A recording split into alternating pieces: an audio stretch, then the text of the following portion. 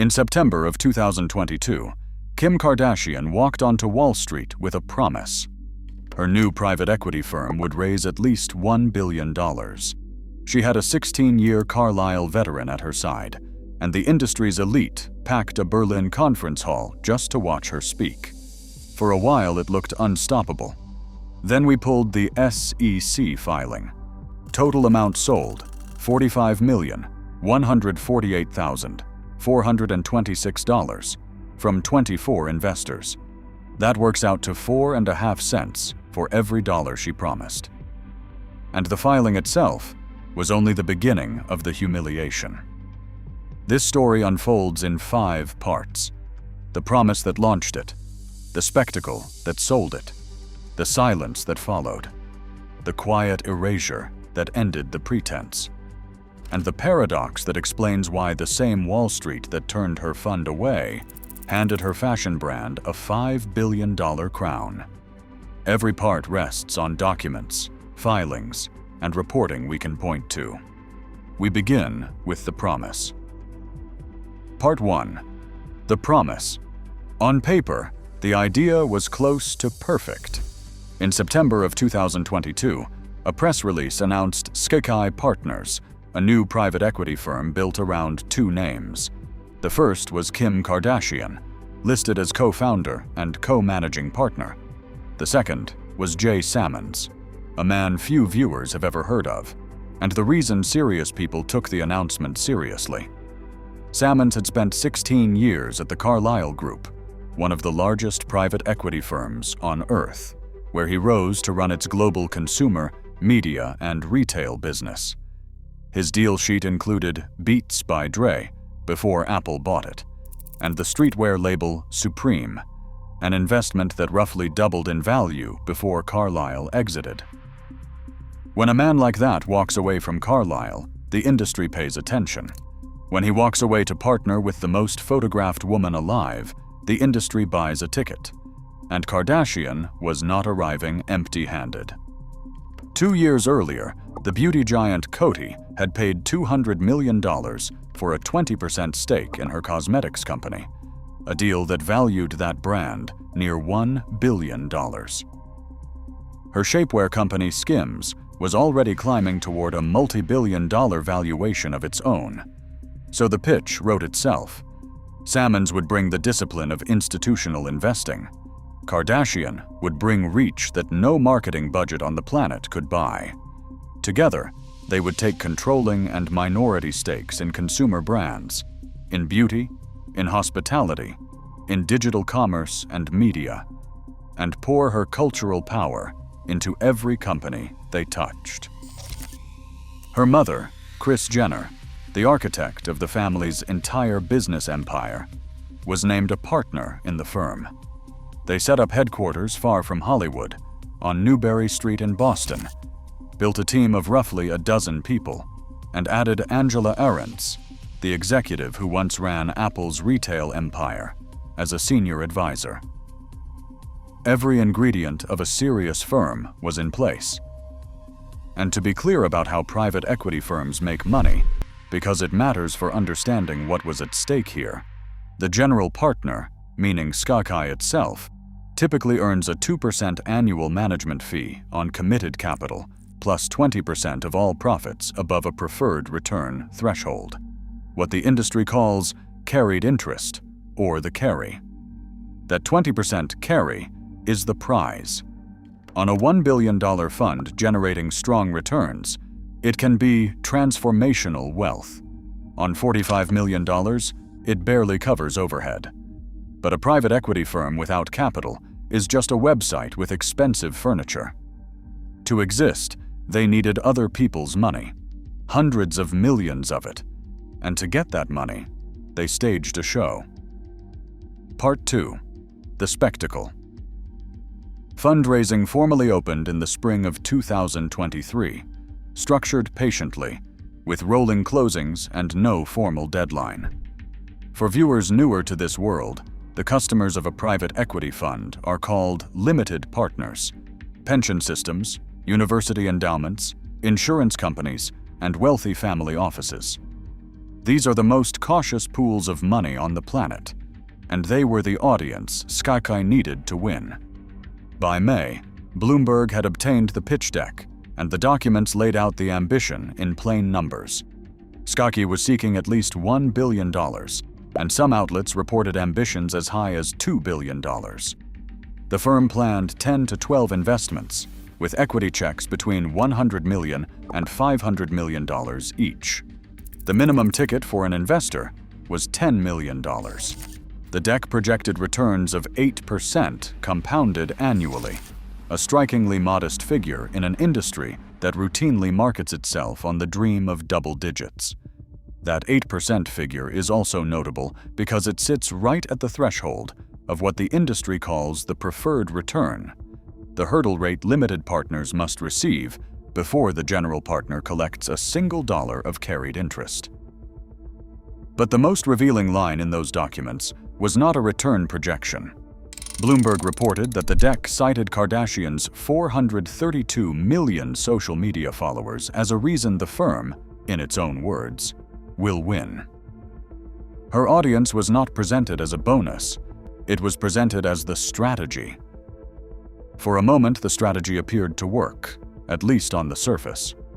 In early summer of 2023, Kardashian and Sammons flew to Berlin for Super Return, the largest gathering of private equity money in the world. Their session became the most oversubscribed panel of the entire conference. David Rubenstein, the billionaire co-founder of Carlyle, interviewed her on the main stage. The session was titled "The Next Generation of Consumer Brands," and it outdrew panels hosted by firms managing hundreds of billions of dollars. Fortune reported that investors banged on the doors pleading for seats, and that one man who could not get in scuffled with a security guard. Months later, at a marquee investor gathering in Miami, the event's own chief executive described standing room-only crowds and overflow rooms opened just to handle the demand for her appearance. Everywhere she went, the rooms filled. Attention, clearly, was never going to be the problem. The people in those rooms controlled the retirement savings of millions, and every one of them wanted to see her.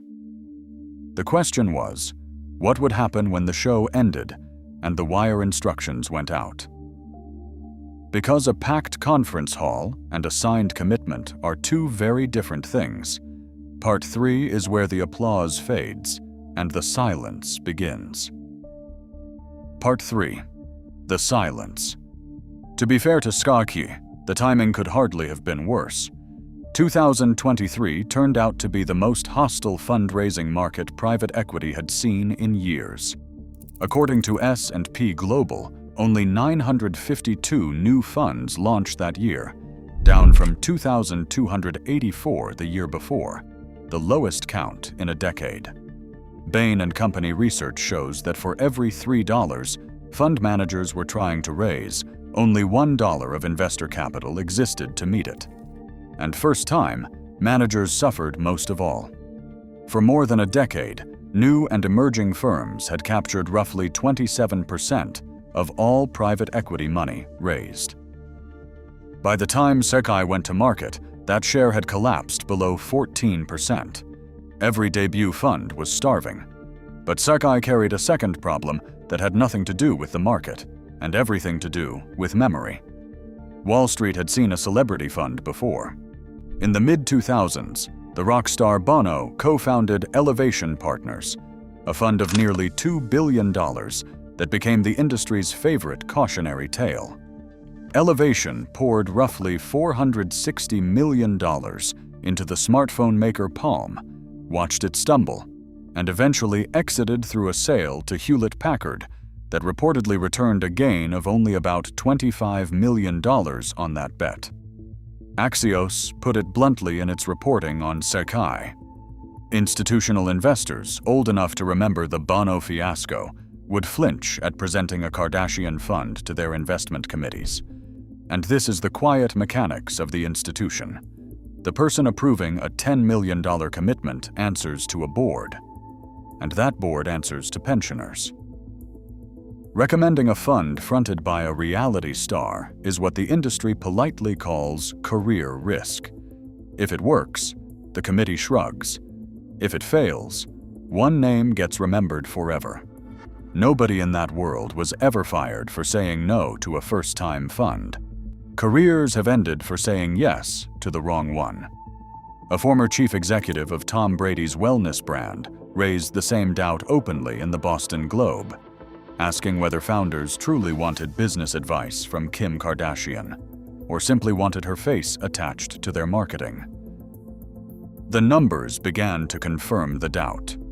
In the spring of 2024, Axios reported that SKKY had gathered roughly $121 million in total commitments. Even that figure came with an asterisk, because about 80 million of it sat in a special vehicle created for a single purpose. One deal.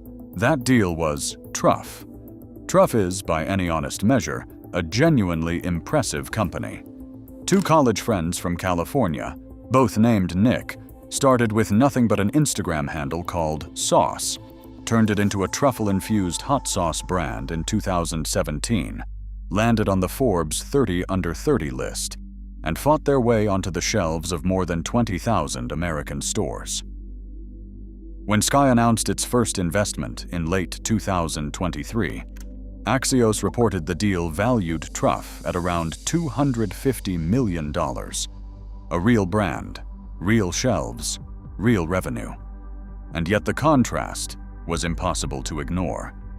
The fund that pitched Wall Street on a dozen investments of up to $500 million each had opened its account with a minority stake in condiments. 14 months passed before the second deal arrived. In January of 2025, SKKY bought a minority stake in 111 Skin, a London luxury skincare brand founded by a Harley Street plastic surgeon and his wife, sold in temples of retail like Harrods and Bergdorf Goodman. The terms were never disclosed. By then, a respected Boston founder had already told the Globe she was surprised by how slowly the portfolio was growing. 2 deals, both minority stakes, against a pitch that promised a dozen. And 2 days before Christmas of 2024, weeks before that second deal was even announced, a document had quietly appeared that told everyone exactly where things stood. Part 4. The Erasure. Every private fund that raises money in America must file a disclosure with the Securities and Exchange Commission called a Form D. It is dry, it is technical, and it does not lie. On December 23, 2024, 2 days before Christmas, SKKY filed an updated one.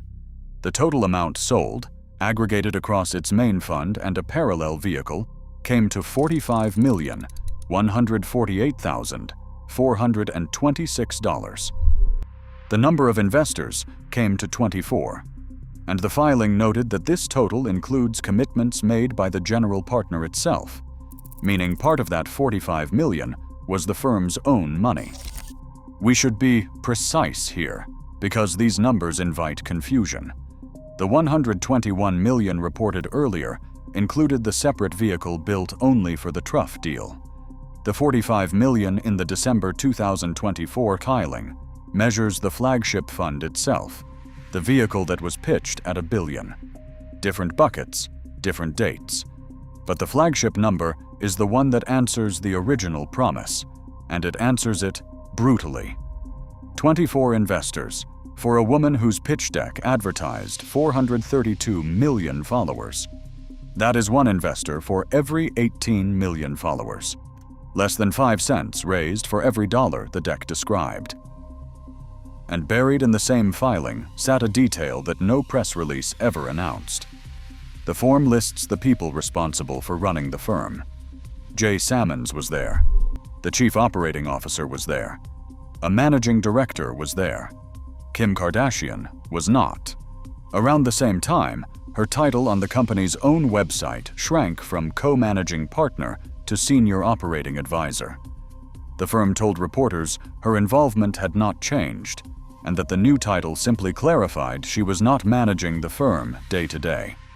Viewers can decide for themselves what it means when nothing changes, except the removal of your name from the government paperwork and the shrinking of your title on your own website. Her mother went further still. Kris Jenner, named a partner at launch, was deleted from the website entirely. Not demoted, removed. Salmons, for his part, has pushed back on the entire framing. He told the Boston Globe in January of 2025 that the $1 billion to $2 billion targets reported in the press were speculation from other people and never numbers the firm had communicated. That is a fair point, and we include it. But Bloomberg did not invent a rumor. Bloomberg reviewed the firm's own fundraising documents, and those documents sought at least $1 billion. The deck exists. The filing exists. The distance between them is the story. In September of 2022, she signed the launch announcement as co-founder and co-managing partner of a firm chasing $1 billion. 27 months later, the government paperwork listed the people running that firm, and her name was gone. There was no scandal, no lawsuit, no dramatic exit interview. Just a quiet filing in the last week of December, while the rest of the world was wrapping presents. Firms choose their timing. News they are proud of arrives on a Tuesday morning with a press release attached. This arrived in the 1 week of the year when almost nobody reads government databases. Which brings us to the final part, and the strangest twist in this entire story. Because while all of this was unfolding, Wall Street was writing Kim Kardashian an enormous check. Just not to her fund. Part 5. The Paradox. In November of 2025, her shapewear company SKIMS announced a new funding round. $225 million, led by Goldman Sachs Alternatives, with participation from BDT and MSD Partners, valuing the company at $5 billion, with sales expected to pass $1 billion that same year. That round followed earlier institutional backing that had already established SKIMS as a serious consumer business. Forbes estimates Kardashian owns roughly 35% of it, a stake that makes up most of her estimated $1.7 billion fortune. Read those two sentences next to the December filing, and the whole picture snaps into focus. The same institutional world that would not fill her fund crowned her brand. The difference is structural, and it is the real lesson of this story. At SKIMS, Kardashian is the chief creative officer. The company is run day to day by its co-founder and chief executive, Jens Grede, a veteran operator who built apparel businesses long before SKIMS existed. Institutions were never asked to bet on Kardashian's judgment with their capital. They were asked to bet on a machine that she markets, and they did so eagerly. At Sky, the ask was reversed. Write a $10 million check and trust a reality star and a first-time firm to allocate it. Fame, it turns out, converts attention into customers with astonishing efficiency. It does not convert attention into fiduciary trust. Wall Street bought her product. It declined her judgment. The aftermath has been quiet in a way that speaks loudly. Weeks after the demotion became public, Truff installed a veteran outside chief executive, and its two founders stepped back from daily control. Since that January deal for 111 Skin, SKKY has announced nothing new. Not a third investment, not a fund close, not a single press release. As of this recording, in the summer of 2026, no new filing has appeared on the SEC's website since the one dated 2 days before Christmas of 2024. Jay Salmons still calls himself managing partner. The office on Newberry Street still exists, and the firm still manages its two companies. But in this industry, a fund that cannot finish raising its first pool of capital almost never gets to raise a second. To be clear about what would change this story, a new filing showing a major close or a large control deal would rewrite the ending. Nothing of the kind has surfaced. So the final ledger reads like this: $1 billion described in the deck, $45 million on the government form, 24 investors against 432 million followers, 2 minority stakes, 1 in hot sauce and 1 in skin cream, against a promised dozen, and a founder whose name quietly slid off her own firm's paperwork in the same 12 months that Wall Street valued her other company at $5 billion. 4.5 cents on the promised dollar. The most famous woman in the world had discovered the one market where fame trades at a discount. Stories like this one live in the gap between the announcement and the filing, and the filings are where we spend our time. If this breakdown earned 20 minutes of yours, subscribing tells us to keep pulling documents, and it costs you nothing. And if you want to see what happens when the money flows in the other direction, we traced a pension fund that put $405 million into Taylor Swift's music catalog and earned less than 0.5% in return. That investigation is on your screen right now.